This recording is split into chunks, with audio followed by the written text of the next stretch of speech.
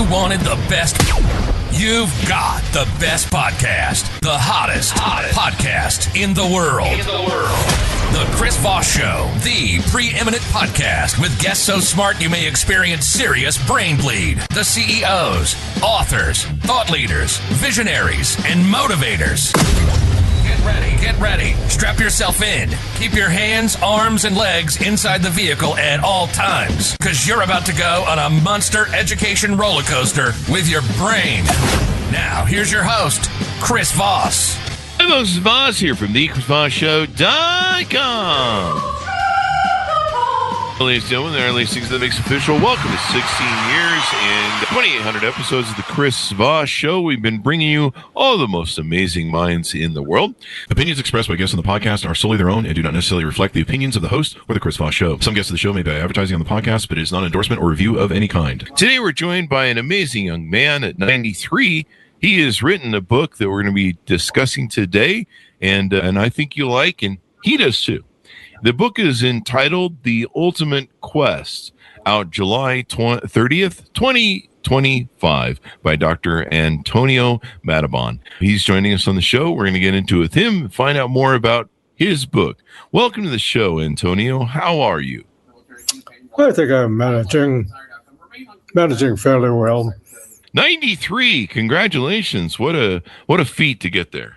I'll tell you one thing is this.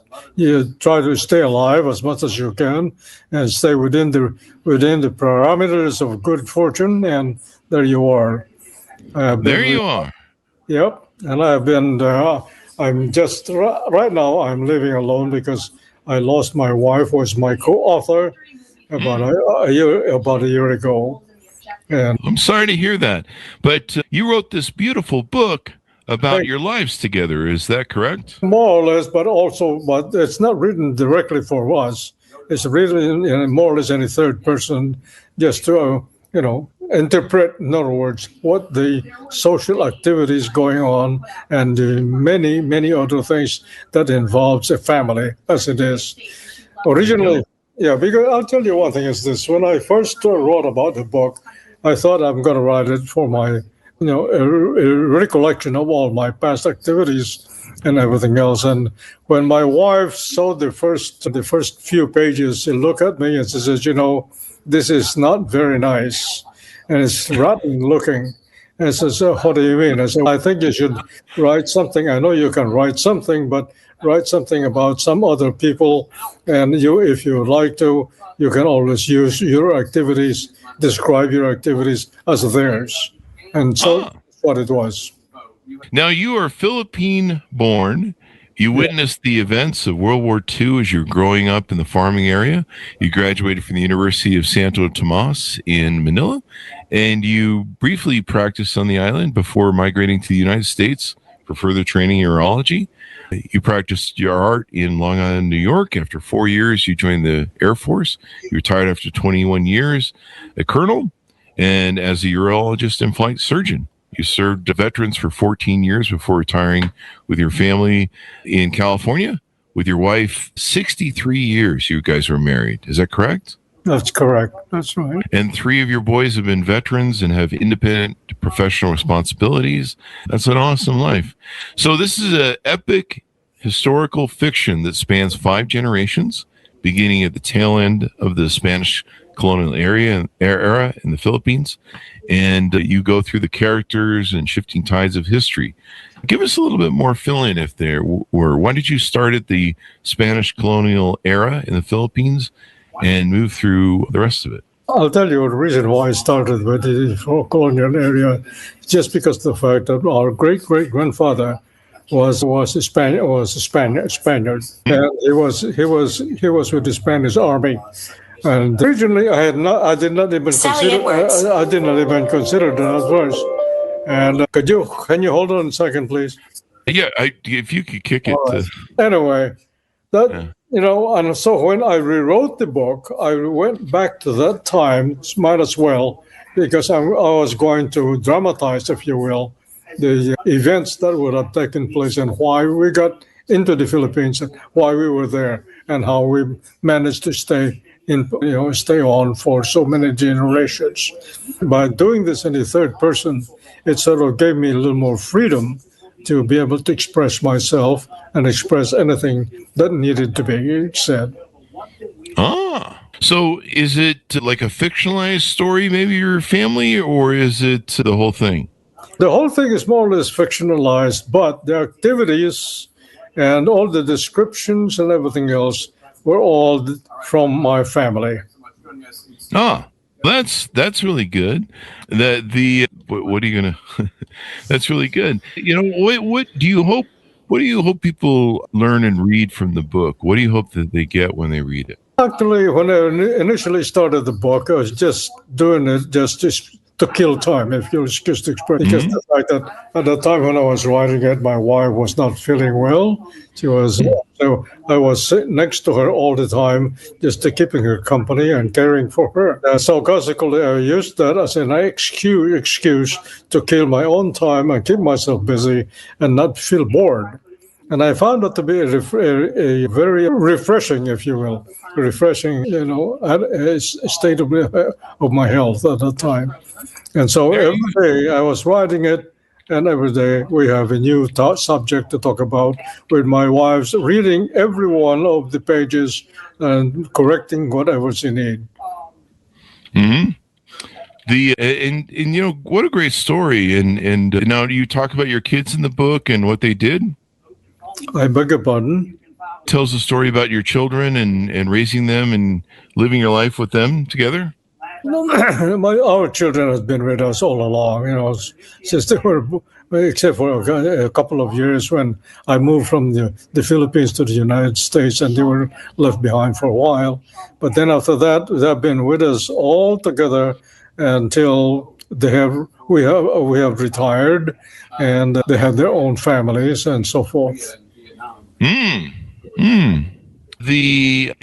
It's an interesting life you lead. And do you find that maybe it's a story about immigrating to America as well, and integrating, and of course raising a family here and living the American dream? Maybe. I apologize, sir. I didn't catch what you were saying. Sure. Do you think do you see that it's a great story for the immigrants coming to America and finding the American dream and living the American dream? Oh, I think it is. As a matter of fact, that was the intention. That was secondary intention, actually. I thought it was just when I wrote the book, I just wrote it for people who are reading, keeping their time busy and reading any material that they can lay their hands on. Then, as a matter of fact, I never thought about this advancing to this stage, as a matter of fact. And I found that to my own satisfaction, that I actually bounced beyond the boundaries of my expectations. I mean, you found the right boundaries now, I suppose, when it comes down to it. One other thing, let's see here. What do you see writing maybe future books about this in your family, or maybe future insights as well? I'm sorry, you said it again. Do you find that, what do you cite your future interests are in doing stuff? Is there any future books of stories that you're going to tell? Are there any stories that I accept? No, is there any future books maybe coming out? Oh, right now, as a matter of fact, I'm writing a second book, and again, about the Philippines. And this one addresses one particular place in the country where I grew up in, especially during the Japanese occupation, where I learned a lot of things to grow up in and become more mature, if you'll excuse the expression. I learned a lot of things up there, and that is still being clarified. I have already done the initial phase of it, and I'm going to review the whole thing once I have the time. So there is another book coming. Is that correct? Maybe, and I don't know. Not this year, so not soon enough. Okay. Historical fiction. Did your wife get a chance to read the book before she passed? No. Yes, part of it. Because as soon as she took more ill it is, she could no longer read. Oh, okay. But at least one thing is this: I can only say one thing, that she contributed to about 85 to 90% of the book. Ah, Yeah. plus she was there the Oh, whole she time. Is there all 5 decades, 5 generations? Actually, I say. It started with my generation, but then I went back farther because of the fact that I wanted to include the history behind my family. Blending was it hard to create storytelling where you blend fiction with reality? It was exactly a very challenging thing. It was not difficult, but it was challenging because of the fact that you have to be very sure that what you are telling are events that have actually happened. There's an instance over there whereby a cousin of mine who was a prisoner of war during World War II, he escaped and is able to go back to our hometown. But everybody knew about him, and the Japanese would be looking for him. So consequently, we had to find a way to hide him. And where else can we hide him? We gave him under the auspices of the church. And the church, the priest over there, who happened to be very close to the family, decided that he will do all right, and he will live in the building during the entire course of the Japanese occupation and serve as an assistant in the altar. That's what it was.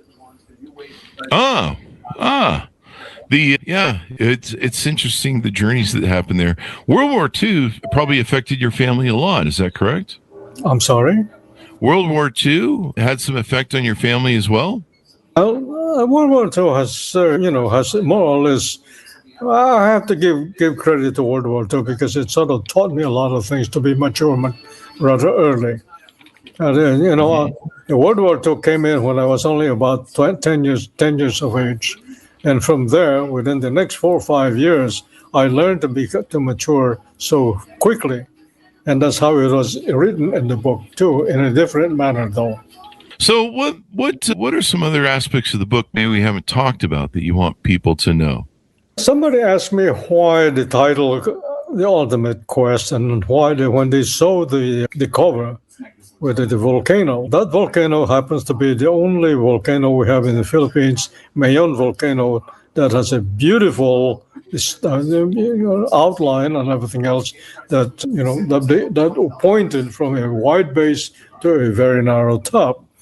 And I remember many years ago when I was still a student, I invited a couple of my friends, and we tried to climb the mountain, see if we could go up to the very top.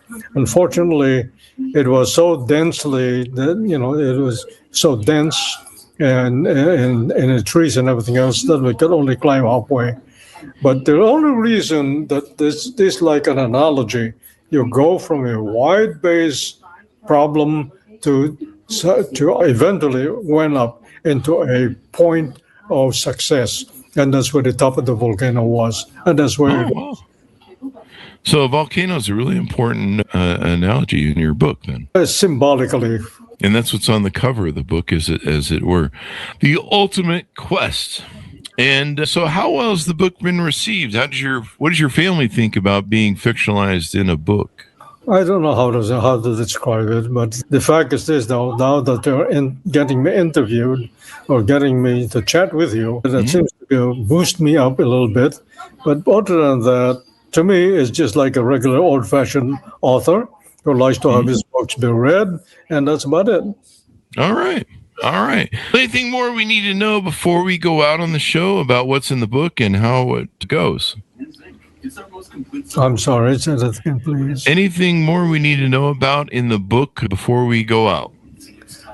Actually, I think we have more or less presented all the subjects of interest regarding the book, its origination, its authors, and the purpose of the book and all that. And that's about all I can possibly explain or expound to you. All right. Sounds good then.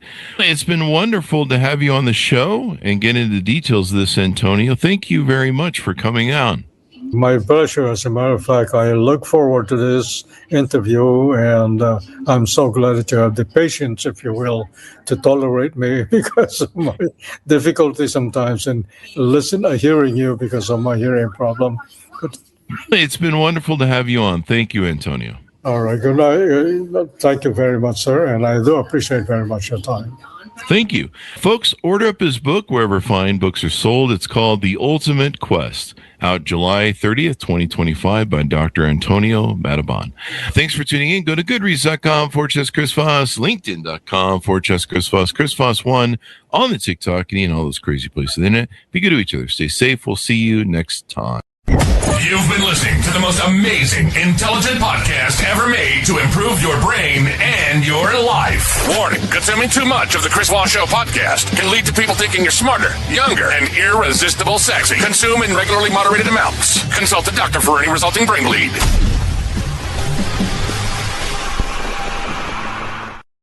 All right. Well,